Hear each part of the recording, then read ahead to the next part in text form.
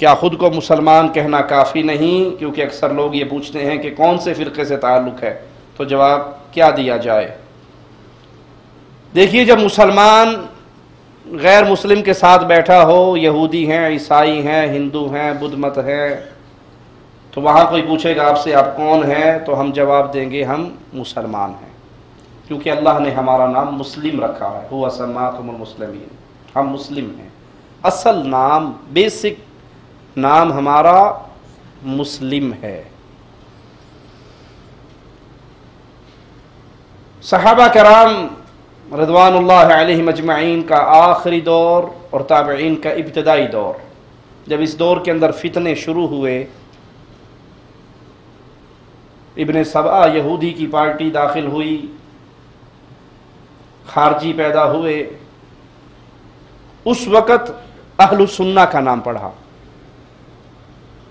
मुहद्दिसीन कहते हैं, ताबईन कहते हैं, इससे पहले हम कोई भी हदीस रसूल बयान करता हम ले लिया करते थे, लेकिन जब फितनों का और बिदअती फ़िरक़ों का ज़हूर हुआ तो हम पूछते थे, तुमने जिससे हदीस सुनी है उन रावियों के नाम बताओ।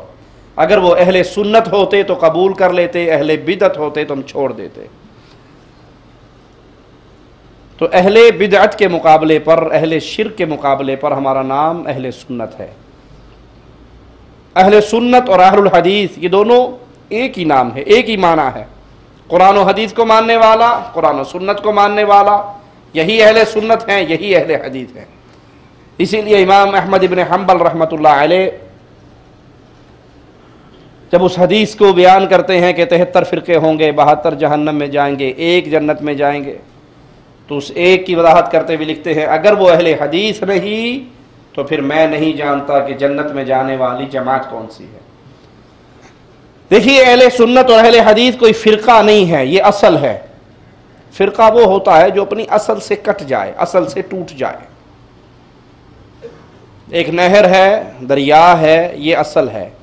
इससे एक नहर निकली, उससे राजबाहा निकला, उससे नाले निकले, खाले निकले, अब ये बढ़ते गए, असल से हटकर इनकी कंडीशनें अलग अलग होती रही, ये सब फ़िरक़ा कहलाएंगे। असल वही दरिया है।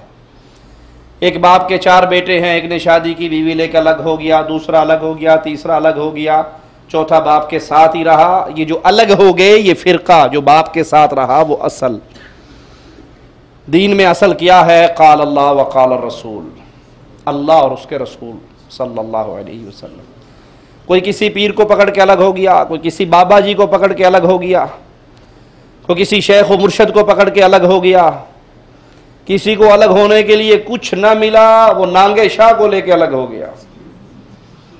मेरे पास एक वीडियो आई है इंडिया की, कश्मीर का सोपूर एक इलाका है, सोपूर कश्मीर का, वहाँ पर अल्लाह की कसम एक पीर बैठा है, बाबा बैठा है, और बिला मुबालगा सैकड़ों औरतें जाली के साथ लग के उस बाबे जी की ज़ियारत कर रही और पुकार रही, रो रही, चीख रही, बाबा बाबा। वो कश्मीरी ज़ुबान है, बाबा ही मुझे समझ आया, आगे तो नहीं समझ आया क्या कह रही हैं।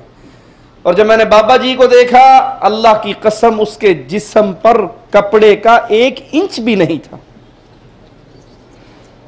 बिल्कुल नंगा। और वो सोफा सेट की एक कुर्सी बड़ी मजेदार, बड़ी शानदार, उस पे लात रख के बैठा हुआ, और उसके सामने औरतें खाने वन सवन्ने लेके आ रही हैं, और वो फिर चलता है, बाकायदा नंगा उठ के चलता है और बैठता है और वो खाना खाता है। जिसको फ़िरक़ा बनाने के लिए कुछ नहीं मिलता, वो नांगे शाह को पीर पकड़ लेते हैं।